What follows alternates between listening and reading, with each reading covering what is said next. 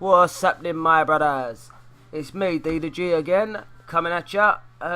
Today we got a video about a geezer called Chris Chan. Now I don't know if any of you guys have heard of him, but you're gonna fucking love this. As much as this geezer's life's had its funny moments, there's also a lot of dark moments. So if you think you might be offended, please turn over now, because there is some shit in here, guys, seriously, what will make your fucking toes curl.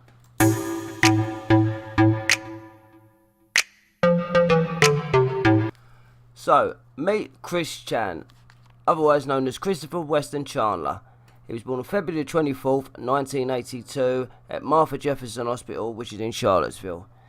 Now, he has something called high functional autism, which didn't start showing till he was about 2 to 3 years old. His parents decided not to separate him from the other children. They wanted him to be part of the normal society, thinking that, in their own words, he will break out of his autistic shell. Clearly, back in the day, people didn't really have a clue how they do now about autism, because breaking out your fucking autistic shell, what the fuck? And that's the parents saying that. Now, I'm all for not judging a book by its cover, but you got to admit, this geezer looks like a fucking weirdo, and that's before we even start, right? But when you find out the mad shit this cunt's done, you're gonna be in fucking stitches like I was. The geezer's off his fucking rocker, mate. Some of the shit this geezer's done, I mean, didn't think it was even possible for one bloke to have this many fucking misadventures, brother. I promise you guys, we'll get into the juicy shit in a minute, but you really need to see the background. Otherwise you're not gonna understand, and you're not gonna have any insight into his character and how these things, what happened, you know what I mean? So when little Chris was 3 years old, one day his mother and father wanted to go out, so they've left him with a babysitter. Now she was on the phone, talking away, yap, this, that, and the other. And he's come in, wanting a bit of attention, just wanting to tell her something. Now, she ain't took too kindly to that, so she's grabbed him, dragged him up, threw him in the bedroom and locked the fucking door, right? Now, obviously, this chick ain't going to realise the effect she's had on him, because she's probably thinking, oh, I'll just chuck him in there and shut him up, the little bastard, like, leave me alone, I'm talking on the phone. But she didn't realise the repercussions of her actions, because as she's chucked him in that fucking room and locked him in, from that moment on, little Christopher didn't utter another word for the next 6 years.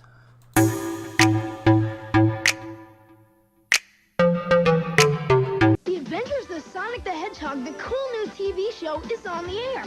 Fast forward, 1993, there's a competition from Sega. The winner, picked our hat, will win $1,000 worth of computer entertainment stuff. And guess who fucking won?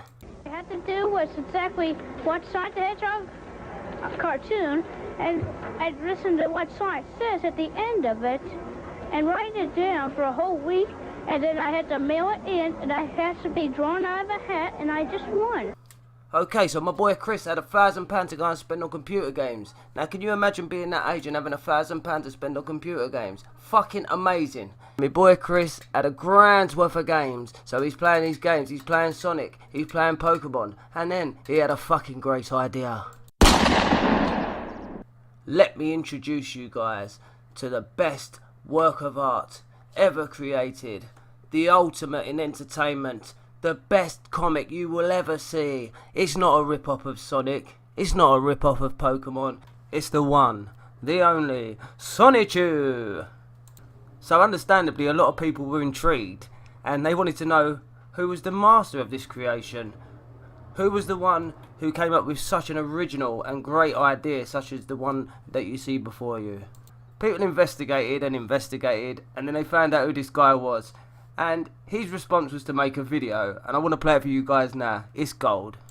Hello, ladies and gentlemen, girls and boys, and dudes of all teenagers, as well as the gals. My name is Christian Chandler. I am here, and y'all are there. This message is for everyone of the present and the future beyond this date, February 24th, 2007.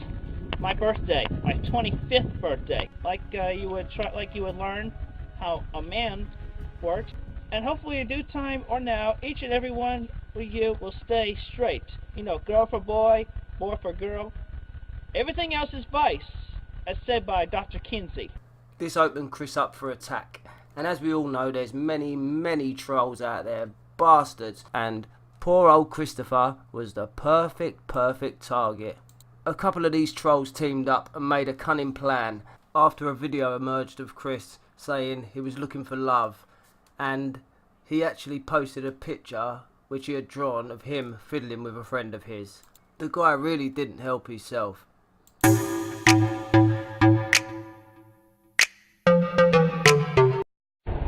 Hello, my name is Christian Chandler, age 22 at this time. I will be 23 on February 24th, 2005. Anyway, for over a year now, I've been trying to attract an 18 to 22-year-old boyfriend-free girl, 18 to 21 before February 24th, 2004, which is this year. Anywho, been trying for over a year to attract a girl, boyfriend-free girl, and I have failed. Poor old Chris. All he wants is a nice lady to snuggle up to at night, someone to kiss and hug, someone to just be there for him, you know what I mean?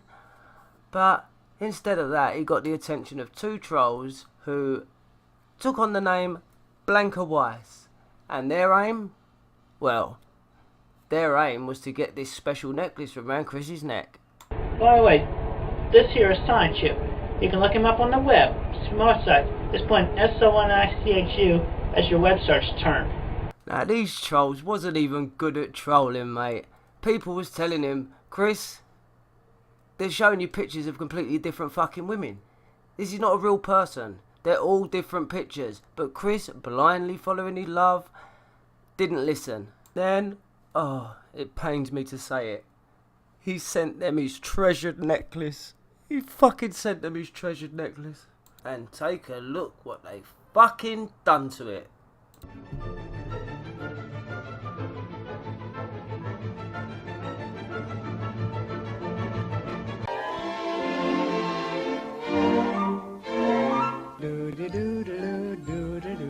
Seeing how gullible Chris was, obviously more trolls came out the fucking woodwork. Now, thought they'd step it up a notch, and boy did they do that. So Chris's next potential wifey is a lady called Julia Sage, and here we go, you're gonna fucking love this one. So after everything what happened with Blanca, Christopher, bless him, didn't learn his goddamn lesson. He's met another one called Julia, as I just said, and they've convinced him to go on camera. Well, let me just show you. Hey, Julie.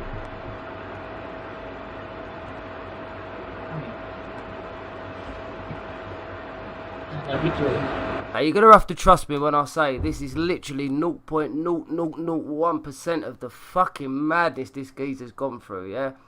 So I'm gonna leave that there. That's part one. If you want a part two, subscribe, like, and leave a comment. Peace!